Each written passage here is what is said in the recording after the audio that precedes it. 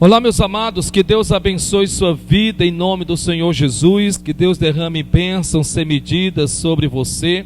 Nós estamos aqui em um culto no domingo à noite, estamos no mês de abril de 2022, estamos dando início a uma série de mensagens que eu acredito que muito que há de iluminar os olhos do nosso entendimento.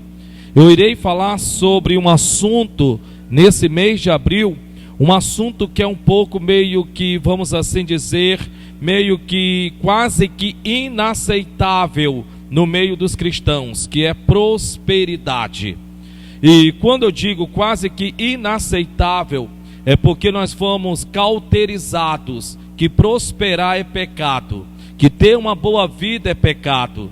Em outras palavras, muitos na verdade meio que entender as razões dos quais Deus precisa que eu prospere, que você prospere, que nós prosperemos em nome do Senhor Jesus.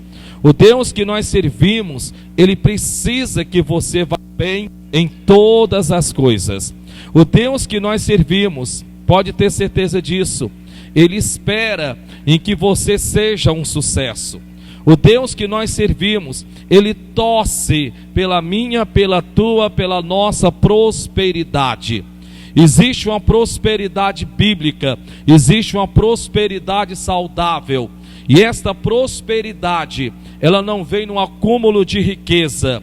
Essa prosperidade não vem num acúmulo de dinheiro. Essa prosperidade de Deus, que é uma prosperidade saudável, é que eu possa acumular dinheiro e não me perder com ele. Eu posso sim prosperar e não perder-me nesse campo da prosperidade. Por que eu estou lhe dizendo isto? Eu estou lhe dizendo isto porque um dos assuntos mais abordados por Deus na Bíblia foi prosperidade. Nós temos que entendermos que a prosperidade, para mim, para você, para nós, é a vontade de Deus, é o querer de Deus, é o sonhar de Deus, é o almejar de Deus.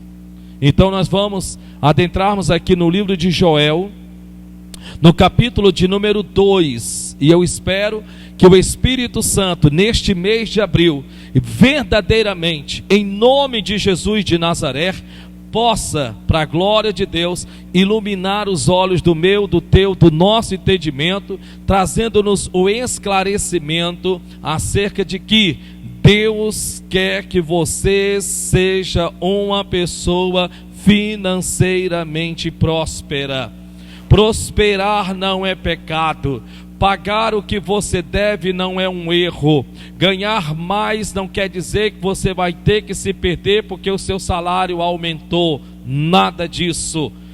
Mas o que é importante, dentre todas as coisas, é que você tem que entender de forma bastante clara que a maior dificuldade que há em Deus abençoar uma pessoa não está em Deus, está em nós mesmos. Preste bem atenção, a maior dificuldade que está de Deus abençoar os seus, não está em Deus, está em nós mesmos. Eu vou repetir em nome de Jesus de Nazaré, eu vou repetir, preste bem atenção.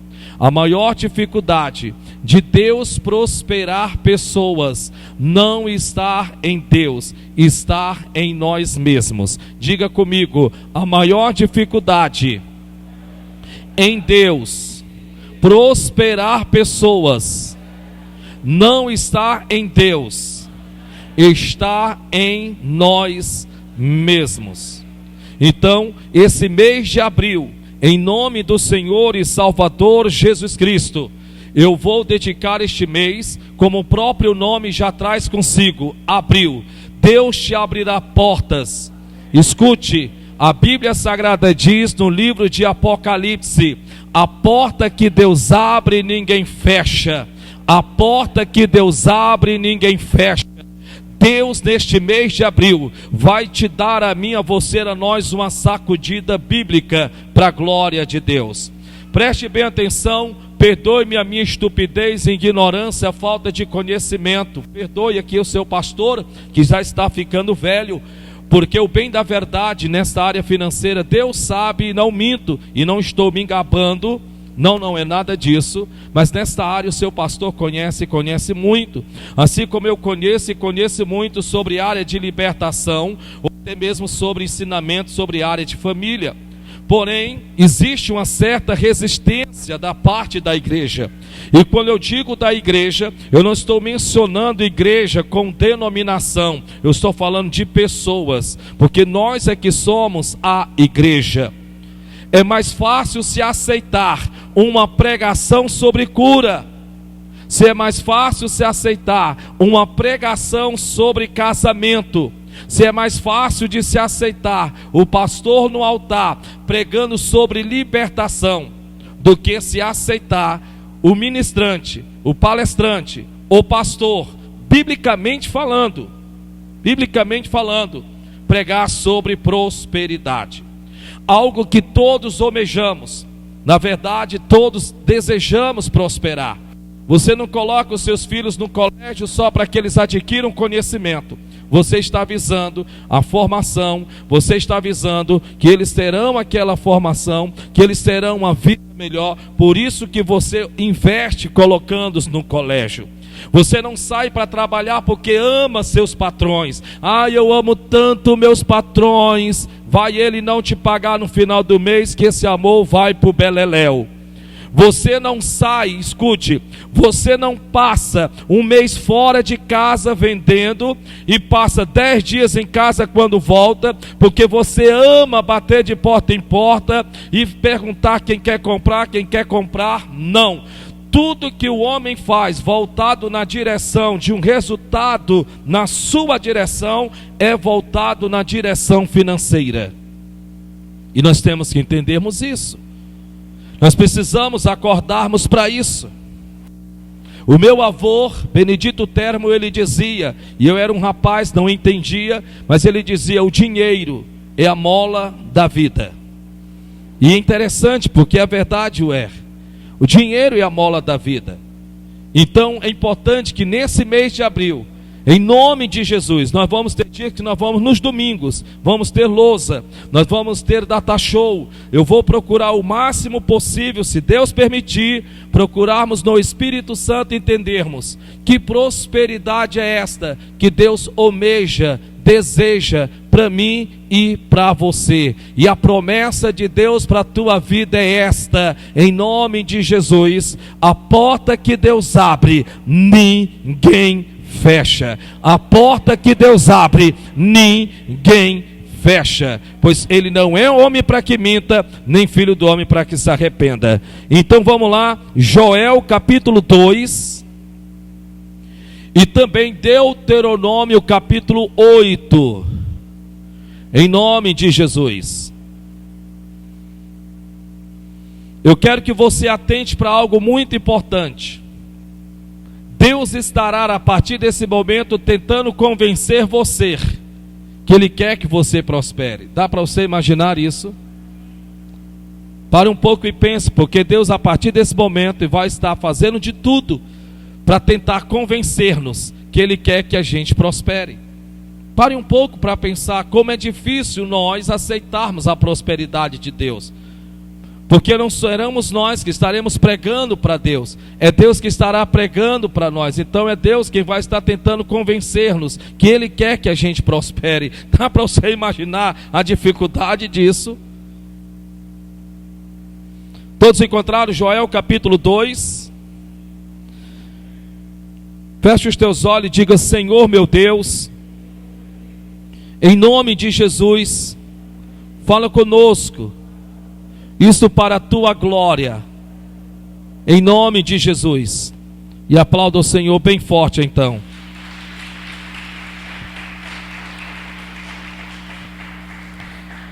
Meus amados, o livro de Joel fala de uma casta de demônios, pouco conhecida por cada um de nós. Esta casta é denominada como gafanhotos, cortador, migrador, devorador e destruidor. É uma casta de demônios que impera e opera na vida financeira. Essa casta de demônios, elas são simbolizadas como gafanhotos. Então Deus procura relacioná-los a algo que nós conhecemos, que são os gafanhotos. E nós sabemos o estrago que um gafanhoto pode causar em uma plantação, em uma lavoura. Porque de outra forma não teríamos como nós imaginarmos uma casta de demônios que opera e impera na vida financeira, se Deus não desse-nos os exemplos em que os nossos olhos veem, em que nós bem conhecemos, que é o gafanhoto. O que é mais interessante que aqui no livro de Joel, eu não vou começar por lá. Eu não vou começar aprendendo sobre cortador, migrador, devorador e destruidor, porque isso iria causar uma comoção, isso ia causar um aleluia, um glória a Deus, que infelizmente não estaria baseado em quase nada. A primeira coisa que nós temos que entendermos é: Deus quer que prosperemos.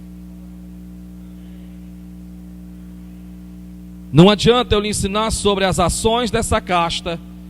Sim, se eu lhe ensinar, você vai dar uns glória a Deus, uns rabos de arraia. Talvez você vai pegar essas cadeiras e sacudir para cima como quem se forma e recebe o canudo na sua formação, e ele joga para cima. Nossa, isso seria maravilhoso, nós bateríamos a foto, glória a Deus. Mas nos primeiros desafios financeiros que viessem vir sobre ti, você simplesmente iria murchar.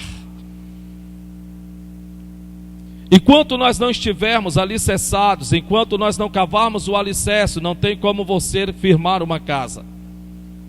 Então aqui, uma vez que agora Deus revela a Israel o que estava por detrás de todo o dano, de todo o prejuízo, em cada área em que eles operavam, aí Deus então vai acordar, vai despertar a mente daquele povo, porque eles estão numa situação que eles estão acreditando que Deus não os quer que eles prosperem, que Deus não quer que eles vivam uma vida abundante aqui na terra. E eles então têm que lembrar disso. Eles têm que acordarem, eles têm que despertarem, porque eles estão vivendo aquele momento de tamanha escassez que está difícil deles aceitarem, deles acreditarem. E é isso que às vezes os problemas nos causam. E aí a Bíblia Sagrada diz em Joel capítulo de número 2, no versículo de número 18, a Bíblia Sagrada diz assim: então o Senhor se mostrou zeloso da sua terra. Então o Senhor se mostrou zeloso. Tem tradução que diz compassivo. Então a Bíblia diz que Deus mostrou-se zeloso por sua terra e compadeceu-se do seu povo. Tem uma tradução que diz: e teve compaixão do seu povo. Entenda que esta casta de demônios que imperou sobre Israel não foi porque o Senhor as enviou. Ele teve que permitir que isso acontecesse. E por que Deus permitiu com que isso acontecesse? Porque Israel estava meio andando de cabeça para baixo, passando a mão pelos pés. E aí a Bíblia Sagrada diz então que eles rasgaram o coração e não rasgaram as suas vestes. Em outras palavras, eles levaram até Deus a sinceridade. E por conta disso a Bíblia diz que Deus os ouviu, Deus os atendeu e Deus agora vai respondê-los. Versículo 19: e o Senhor respondendo disse ao seu povo. Então a Bíblia diz que o nosso Deus respondeu às orações, respondeu aos que eles se voltaram para Ele. Isso não foi da noite para o dia, mas a Bíblia diz que o Senhor os respondeu. E na continuação do versículo diz: eis que vos envio o trigo. E em nome do Senhor Jesus de Nazaré, esse mês será um mês profético. Em nome do Senhor Jesus, Deus está dizendo: eu vos envio o trigo. É impressionante que Deus está dizendo os meios. Eu vou enviar os meios. Eu vou enviar os meios. Eu vou enviar o trigo. Não tem como você sanar as suas dívidas se você não tiver como receber. Deus envia os meios, como receber, para que eu possa sanar as dívidas, para que eu possa pagar as minhas contas. Você tem que entender que Deus, Ele provê os meios. Quando Deus prover os meios, Deus está dando a mim, está dando a você a condição para prosperarmos. E como nós vamos lidarmos com os meios, é que na verdade isso conta. Então como eu vou contar, como eu vou lidar com os meios, como eu vou me importar com os meios, isso é que na verdade, financeiramente falando, é o que vai importar para mim, é o que vai importar para você, é o que vai importar para nós.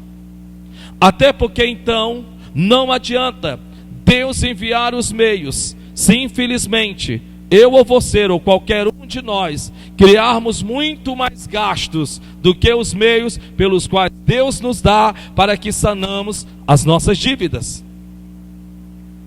Então é importante que nós entendamos isso no nosso coração.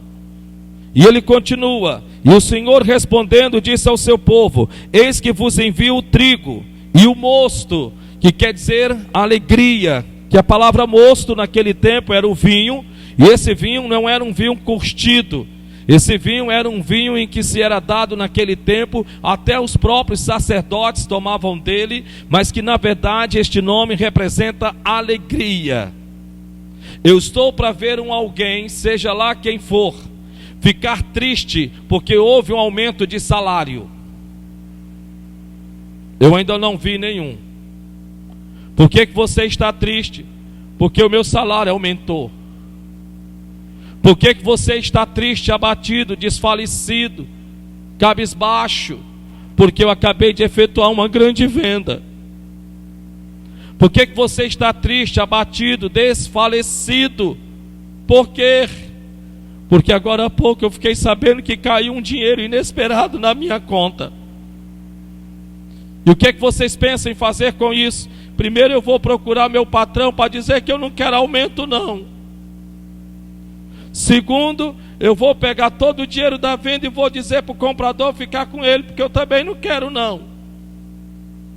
E terceiro, eu vou procurar saber quem foi que depositou aquele dinheiro na minha conta, até eu saber para me devolver. Você já viu alguém fazer isso?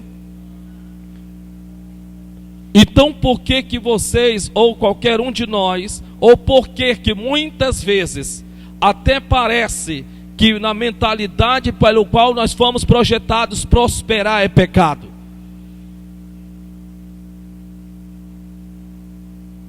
Quando nós entendemos que prosperidade traz também alegria.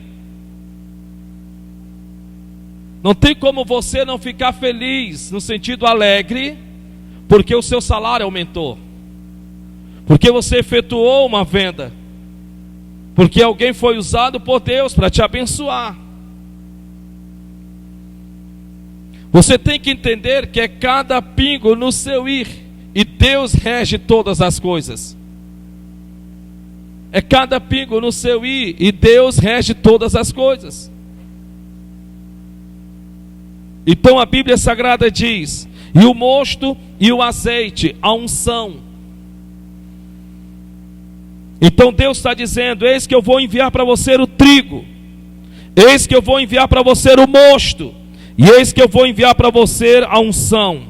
E a Bíblia diz: e deles sereis fartos, e deles sereis fartos. Então a Bíblia está dizendo que a forma de Deus prover traz-nos a fartura. E o que é sermos fartos? Sermos fartos depende na sua lógica, em que área da sua vida você intenta no seu coração. A questão é que vocês têm que entender que prosperidade não é só dinheiro no bolso. É cada pingo no seu ir, e cada um liga as áreas pelas quais você almeja, deseja ser uma pessoa próspera. E sereis fartos, e vos não entregarei mais ao opróbrio entre os gentios. O que é interessante é que quando nós lemos essa parte da Bíblia, até parece que foi o Senhor quem permitiu, até parece que foi o Senhor quem assim o quis, com que o povo passasse pelo opróbrio que eles estavam passando. Porque quando nós lemos na nossa tradução, e não entregarei, é como se Deus fosse um Deus mau, fosse um Deus ruim, fosse um Deus perverso, fosse um Deus cruel. Como se o próprio Deus tivesse pego o seu povo, levado diante do cortador, migrador, devorador e destruidor, e dissesse: acabe com eles. Lembre-se que as nossas Bíblias foram traduzidas pelos jesuítas, e que naquele tempo se havia indulgências, e que naquele tempo, como nos tempos de hoje, que não é diferente, os ricos tentam dominar sobre os pobres, e os que têm conhecimento procuram dominar sobre os que têm menos conhecimento. E com relação a isto, então ficaria muito fácil você estar em uma igreja e você dizer: estão vendo, pessoal? Eu quero que vocês entendam, eu quero que vocês compreendam que se Deus não quisesse que vocês estivessem sendo atacados pelo cortador, pelo migrador, pelo devorador e pelo destruidor, isso não estaria acontecendo. Só que na verdade, na tradução original, quer dizer: não permitirei, ou permitirei no sentido de que por conta de um erro que vocês cometeram. Então no original está escrito assim: e não permitirei mais que haja o opróbrio entre os gentios, que não sejam mais envergonhados pelos gentios, que não sejam mais desprezados entre os gentios. Isso é tão lógico, de um jeito, em que um dos ataques mais frontais que o inimigo utiliza contra mim ou contra você é quando as coisas estão meio que desandando na nossa vida, e logo o inimigo levanta alguém que olha para mim, que olha para você, e simplesmente diz da seguinte forma: mas onde está o seu Deus? A palavra opróbrio quer dizer desprezo. Então Deus está dizendo: e eu não mais permitirei, e eu não mais permitirei, e eu não mais permitirei que venha o opróbrio sobre vocês, a vergonha, o vilipêndio.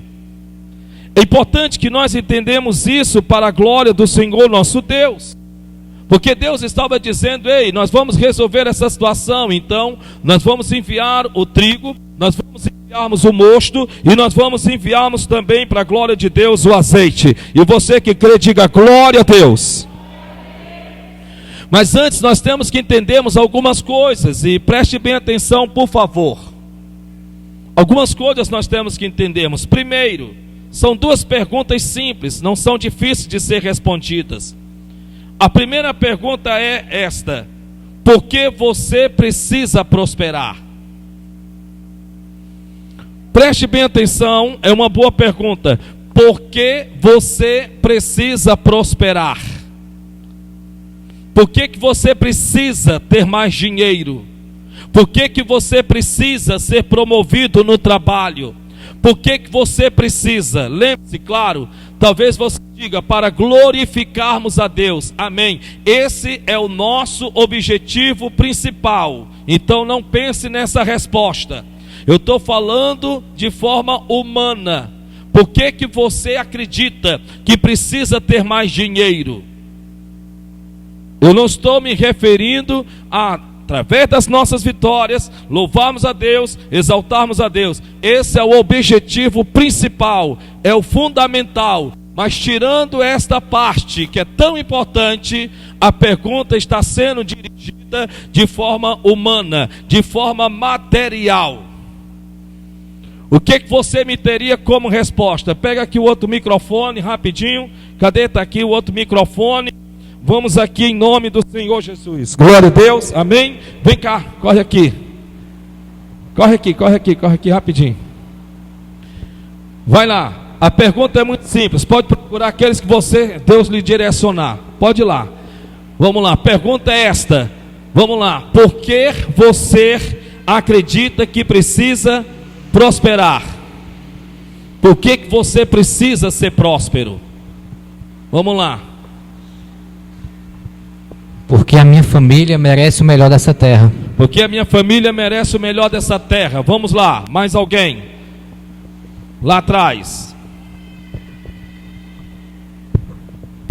Oi, porque eu preciso suprir minhas necessidades e as necessidades da minha família. Porque eu preciso suprir as minhas necessidades e as necessidades da minha família. Vamos lá. Não tenham vergonha de errar, porque quando não tentamos. Lá do lado de lá. É uma pergunta simples. Para abençoar pessoas, porque tem muita gente precisando da nossa ajuda. Para abençoar pessoas, porque tem muitas pessoas precisando da minha ajuda. Amém? Glória a Deus. Preste bem atenção, obrigado, irmão. Preste bem atenção. Todas as respostas estão corretíssimas, porque você dará de acordo ao que você intenciona no seu coração, que te leva a trabalhar, que te leva a estudar, que te leva a se formar. Todas as respostas estão corretas, porque você está dando segundo a sua visão. Elas não estão erradas. Elas não estão erradas. A questão é que nós temos que entendermos que as mesmas respostas que vocês acabaram de me dar trarão consigo os seus desafios, dos quais irão fazer de tudo para você não prosperar. Eu vou repetir. Preste bem atenção. Então é importante que você pare um pouco e pense nisso.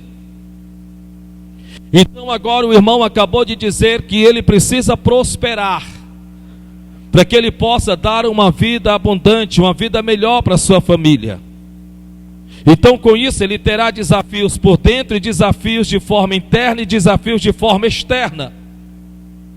De formas internas e de formas externas.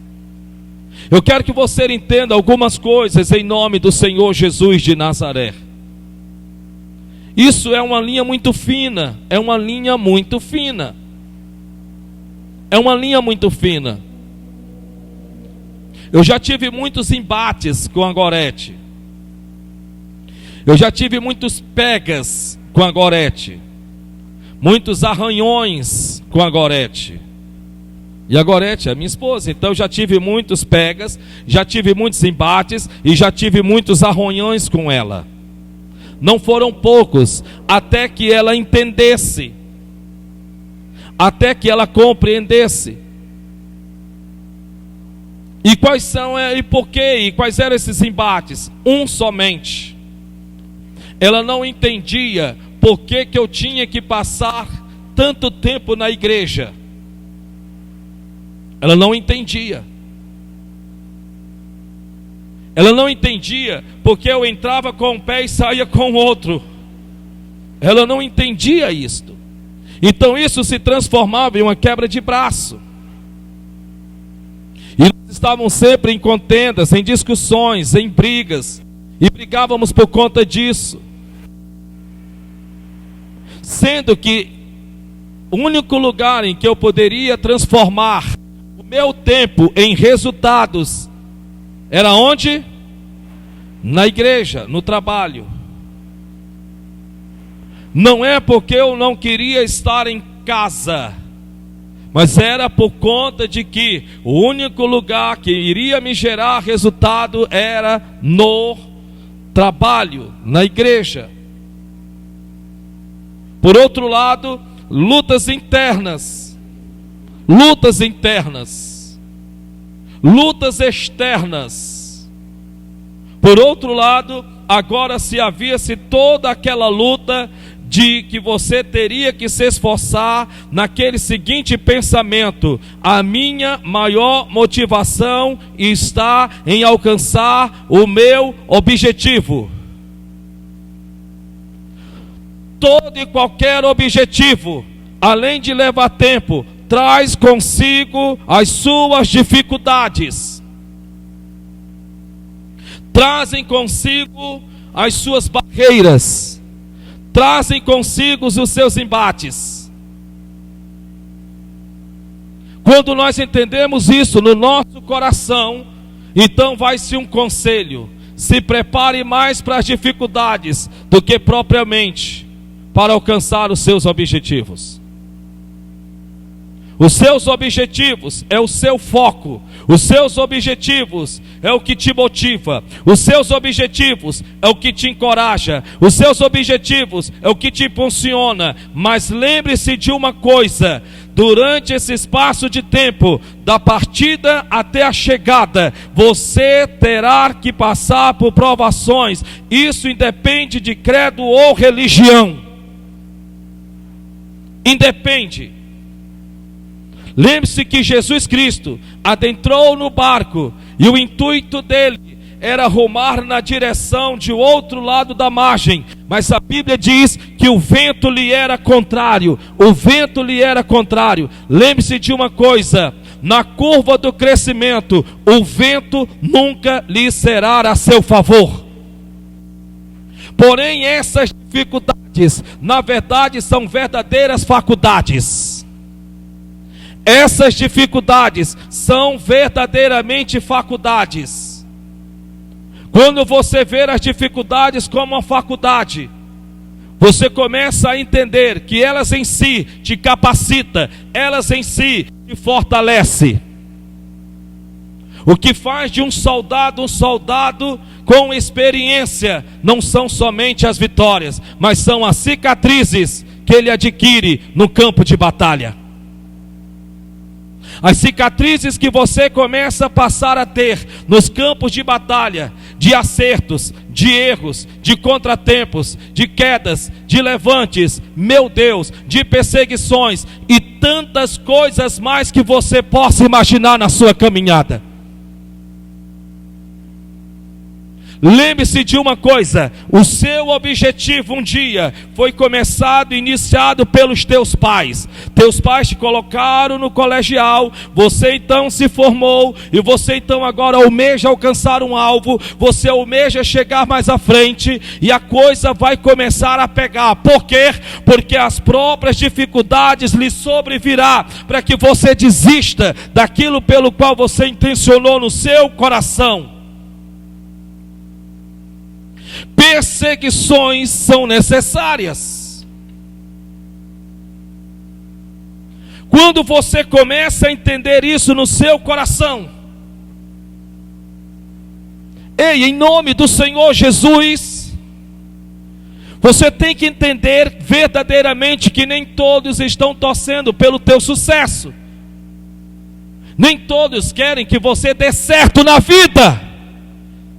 Pessoas estão fazendo de tudo para que você recue, para que você retroceda, para que você, em uma atitude impensável, você agora jogue tudo para cima. Pessoas estão esperando que você desista. Pessoas estão certas que você não vai suportar por muito tempo. Lembre-se em que a palavra do Senhor nosso Deus diz que quanto mais hábil, quanto mais capaz, quanto mais adestrado, quanto mais você se capacita em uma coisa, mais você atrairá em cima disso a inveja do seu próximo. Nós fomos muito mal ensinados de forma religiosa. A mente de muitos estão intoxicadas. Meu Deus, como é que crentes trazem para dentro do Evangelho, para dentro da graça de nosso Senhor Jesus Cristo, esse pensamento de que ser invejado é ruim. A Bíblia Sagrada diz, de forma bastante clara, que Moisés foi invejado naquilo que ele era hábil, capaz. A Bíblia diz no livro de Provérbios: a destreza da obra de um homem atrairá para si a inveja do seu próximo. Ninguém te inveja no que você não sabe, porque isso não chama a atenção deles. Se você é bom naquilo que você faz, se você arrebenta naquilo que você faz, então se prepare para ser invejado. Se prepare. Se prepare para ser invejado. Se prepare para pessoas quererem o teu lugar. Se prepare para pessoas jogarem sujo para quererem tirar você dali. Se prepare para que você possa ter afrontas que estão proporcionalmente mais elevado do que você. Filha, se prepare.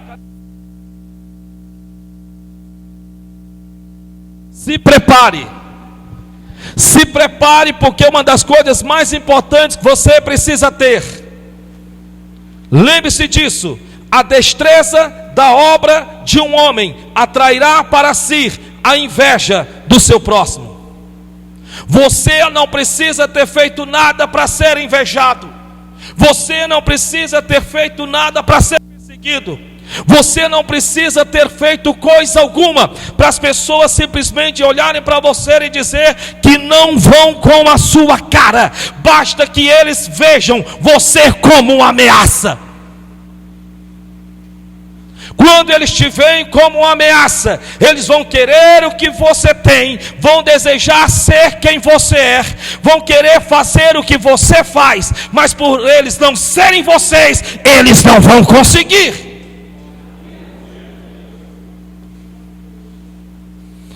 Você tem que entender isso no seu coração. Por que você quer prosperar? Por que você quer ser uma pessoa próspera? Dá sua mão só nesse meu lado. Por que você quer ser uma pessoa próspera?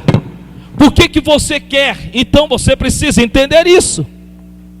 Não se pode jogar pedra em árvores que não dão frutos. Se você é uma pessoa infrutífera, se você é uma pessoa acanhada, se você é uma pessoa quem, se você é uma pessoa pouco visada ou não é visada de jeito nenhum, não se preocupe, ninguém te invejará, ninguém irá tentar se levantar contra você, ninguém jamais irá querer a sua posição. No jogo da vida, escute pelo amor de Deus, em nome de Jesus. Você precisa ter essa resposta. Por que você quer prosperar? Por que você quer ser uma pessoa próspera? Por que você quer chegar na sua casa com um carro a mais e melhor? Por que você quer que agora de repente pare um caminhão com todos os móveis? Por que você quer isso? Lembre-se de uma coisa: neste jogo da vida,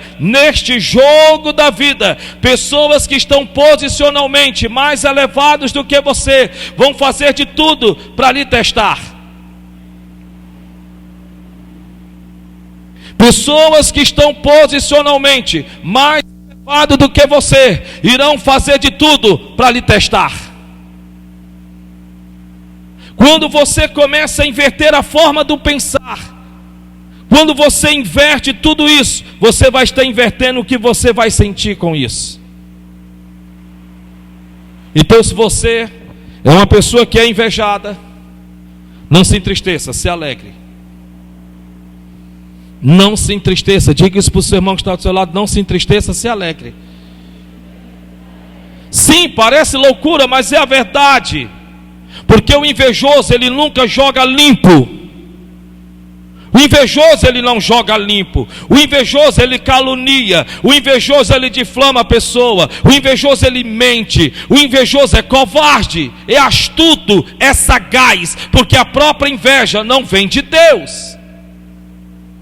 Porém, eu vou lhe dar 2 conselhos de como você lidar com alguém invejosa.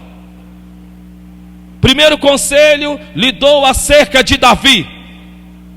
Você, quando vai no livro de 1 Samuel, no capítulo de número 16 e 17, Davi está ouvindo a afronta de Golias.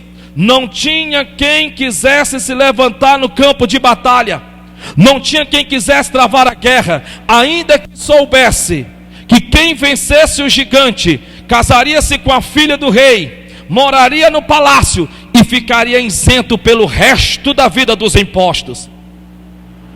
Mas não teve nenhum que olhasse para a recompensa, mas somente para as dificuldades que isso traria. Quem não olha para as recompensas, com certeza estará focado nas dificuldades em que a recompensa proporciona para que você possa chegar no seu lugar de chegada. Quando você então entende que agora está Davi, e Davi então pergunta: O que fará então o rei ao que vencer esse filisteu incircunciso? Digas ao rei que eu irei contra ele. A Bíblia diz que os irmãos de Davi foram os primeiros a se opor, foram os primeiros a abrirem a boca e dizerem: o que fazes aqui? Onde deixastes as poucas ovelhas de nosso pai? Bem conheço a presunção do teu coração. 3 coisas que jamais nós esperamos que pessoas da nossa própria carne, pessoas da nossa própria família, faça conosco quando decidimos nos levantarmos e sairmos da cadeira do fracasso. 3 coisas. A primeira foi dita para Davi pelos próprios irmãos de sangue, um irmão da própria família, da própria casa. Que fazes aqui? Em outras palavras, intrometidos. Pessoas que nunca tentaram o que você está para tentar na vida. Pessoas que nunca se esforçaram, nunca acreditaram que eles mesmos poderiam sequer começar a fazer. Quando ver você se dispondo a se levantar, a se reerguer, não precisa ser de fora. Basta você fazer alguma coisa, você atrairá na sua direção, ainda que seja de um parente ou de um familiar, uma oposição. Se você quer chegar em algum lugar, se prepare para as oposições. Se prepare para as oposições. Se prepare. Porque são um dos meios que você pode, por conta disso, se sentir tocado, se sentir desmotivado, se sentir completamente atingido. Que fazes aqui? Intrometido. Isso não foi no particular, isso não foi em conversa de gabinete, isso foi na frente dos soldados. A segunda coisa: onde estão as poucas ovelhas de nosso pai? Irresponsável.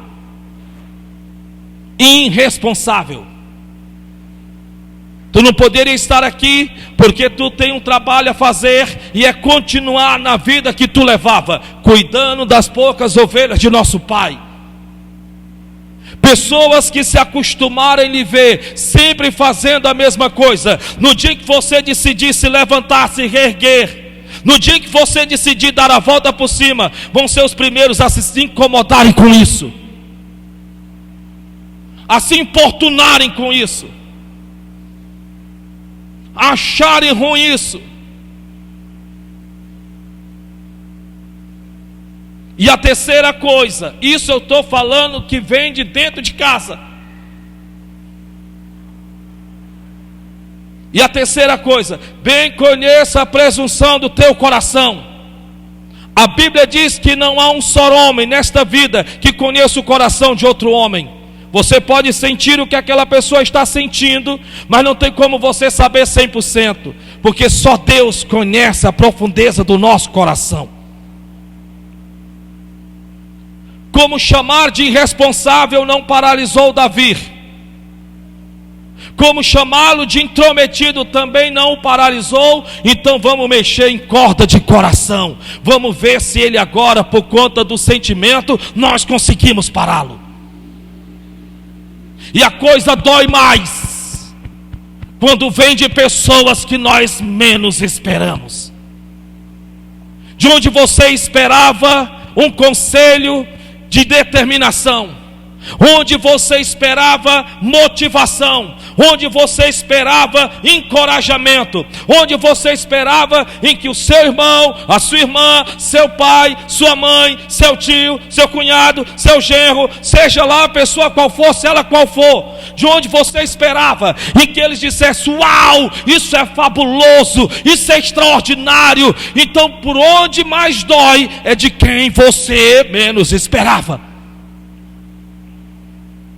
Por que você quer prosperar? O próprio rei Salomão, na Bíblia disse que a prosperidade Salomão disse: a prosperidade atrairá para o homem também as suas dificuldades. É muito fácil estarmos do lado de cá e vermos um fulano, cicrano, beltrano financeiramente próspero. Se nós pudéssemos termos começado como ele começou, somente assistindo o que ele passou, o que ele fez para se tornar o que ele se tornou, talvez muitos de nós teríamos desistido na metade do caminho.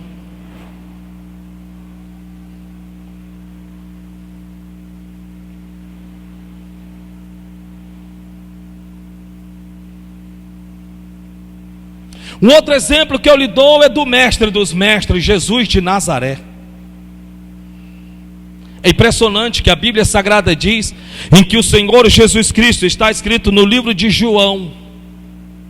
A Bíblia Sagrada diz em que os fariseus, os escribas, os hipócritas da época, está na Bíblia, e o invejaram e diziam entre si que ele, Jesus, batizava mais do que os seus discípulos. Aí está lá, ponto e vírgula, porém a ninguém Jesus batizava. Você não precisa ter feito nada para ser invejado, basta você querer ser diferente. Jesus não tinha e nunca batizou ninguém, está na Bíblia, irmãozão. Quem batizava eram os seus discípulos, e logo posteriormente os demais, como Paulo, Silas e etc. Mas Jesus não batizou a ninguém. Ele não desceu ninguém às águas.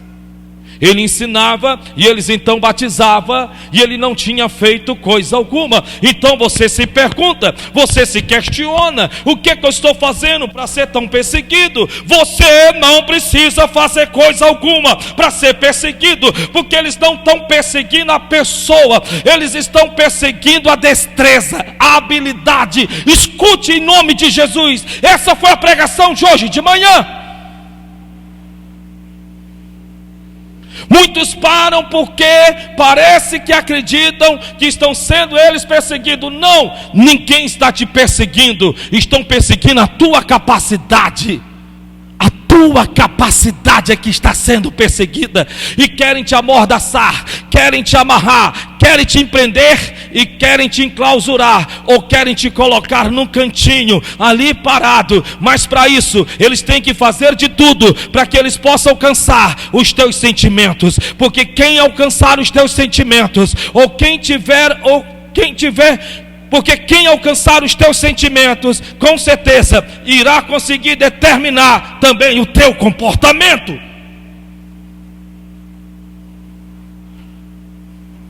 Se quem te persegue, se quem te calunia, se quem te difama, se quem te persegue seja a pessoa que te aponta, seja lá a pessoa qual for, conseguir determinar o que você tem que sentir, então eles conseguiram ter acesso ao lado de dentro. Diga para o seu irmão: não dê acesso a ninguém ao seu lado de dentro que queira o teu mal.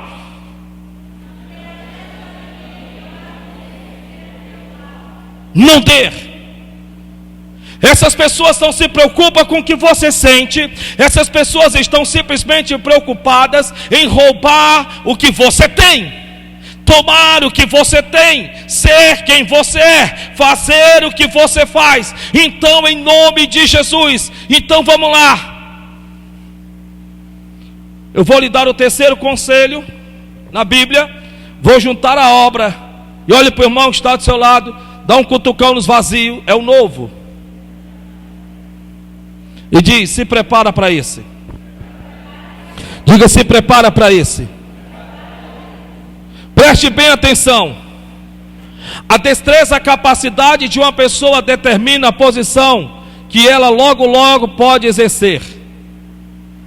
Moisés, a Bíblia Sagrada diz, está escrito no livro de Salmos, a Bíblia diz, está escrito: e invejaram o santo de Deus, a Moisés e a Arão no campo.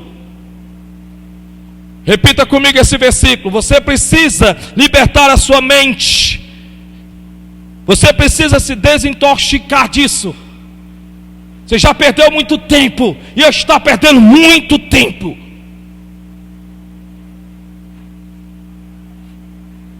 Diga comigo: invejaram o santo de Deus, a Moisés e a Arão no campo. Olhe para o irmão que está do teu lado e diga: se prepara. Diga: não fica com raiva de mim não. Diga: ninguém vai te invejar no fundo de uma rede.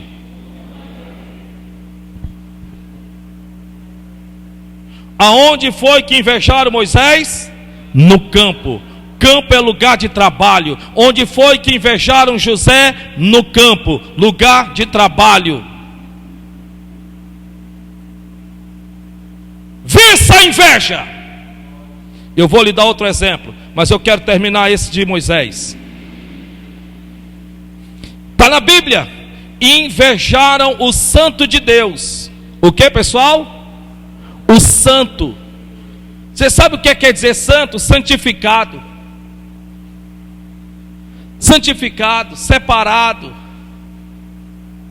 A Bíblia diz que invejaram o santo de Deus. Um homem em que não fazia mal a ninguém, só queria o bem. Ainda assim o invejaram. Tem pessoas que podem te invejar só por você se esforçar em fazer o bem a outras pessoas. Lembre-se que nem todos nasceram com o temperamento e a natureza que você tem. Nem todos os que estão à sua volta se importam com a vida do outro. Em outras palavras, nem sempre você vai ter pessoas que trazem consigo o mesmo sentimento que você tem pelas pessoas. A Bíblia diz que invejaram a Moisés no campo, o santo de Deus. Mas não foi só Moisés, também foi a Arão. E foi no campo. Vou lhe dar o quarto exemplo. José. A Bíblia diz que José era nada mais nada menos do que uma família de 11 irmãos. E a Bíblia diz que um certo dia ele teve um sonho. A Bíblia diz que ele contou o sonho. E é claro que nós queremos compartilharmos com o da nossa casa os nossos sonhos. Mas cuidado, porque nem sempre você terá pessoas ao seu lado que estarão torcendo para que os seus sonhos se realizem. Por conta disso, a Bíblia diz que nós bem o sabemos, está escrito na Bíblia: e os seus irmãos o invejaram a partir daquele dia. Pessoas que veem em você um potencial, pessoas que veem dentro de você uma semente. Porque o que é um sonho? Uma semente. Sabe que se esta semente for verdadeiramente semeada no seu coração, e o que é o coração do homem? Nada mais nada menos do que um órgão do corpo. Mas todos nós sabemos do que ele foi feito. E do que é que ele foi feito? Da terra. E onde é que se planta a semente? Na terra.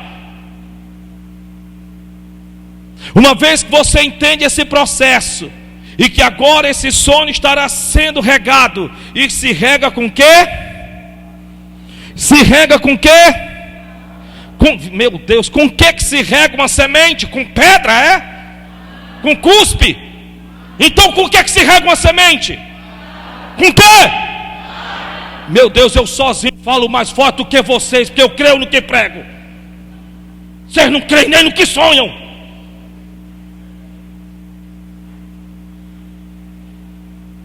Se rega uma semente com quê? Com quê?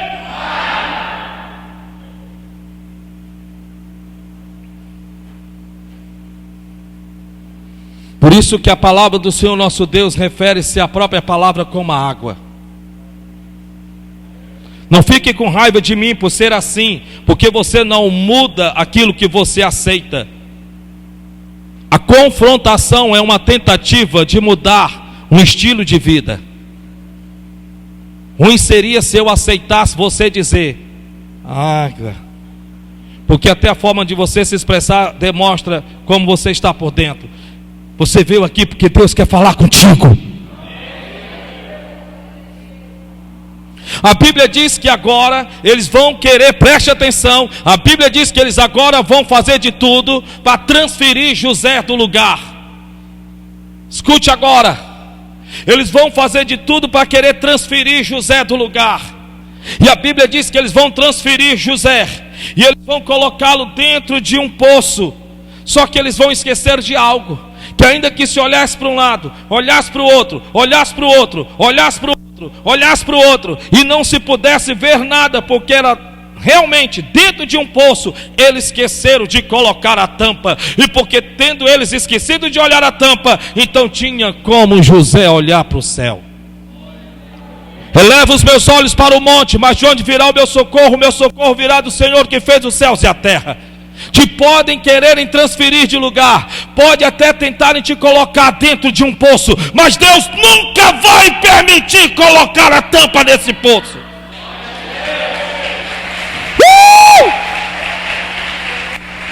Aleluia! Nunca! Mas agora o inimigo diz, não pode uma coisa dessa, ele está olhando para cima, vamos tirá-lo daqui e vamos transferi-lo para outro lugar.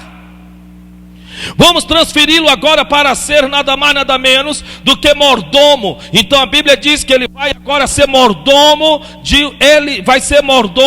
e agora a Bíblia Sagrada diz que sendo ele mordomo, agora vai ser perseguido, não pelo seu patrão, mas agora ele vai ser perseguido pela mulher do patrão. Ele vai ser levado a, infelizmente, abortar os seus sonhos. Mas ele vai permanecer firme. Levanta-se contra ele uma calúnia, uma difamação, em que infelizmente não tinha como ele dizer que não aconteceu, porque ele esteve no lugar errado, na hora errada, com a pessoa errada. Mas ele sabia da sua inocência. Talvez pessoas não acreditem na sua inocência. Talvez você quer perder muito tempo tentando provar a sua inocência. Você sabe o que é melhor para se provar uma inocência? O tempo. Porque nem sempre as pessoas que estão do lado de cá querem aceitar as suas desculpas, querem realmente levar em conta as suas histórias, ainda que sejam verdadeiras, ainda que sejam verídicas. E agora a Bíblia diz que vão transferi-lo mais uma vez de lugar e vão colocá-lo no calabouço. E agora eles estão no calabouço, e a Bíblia Sagrada diz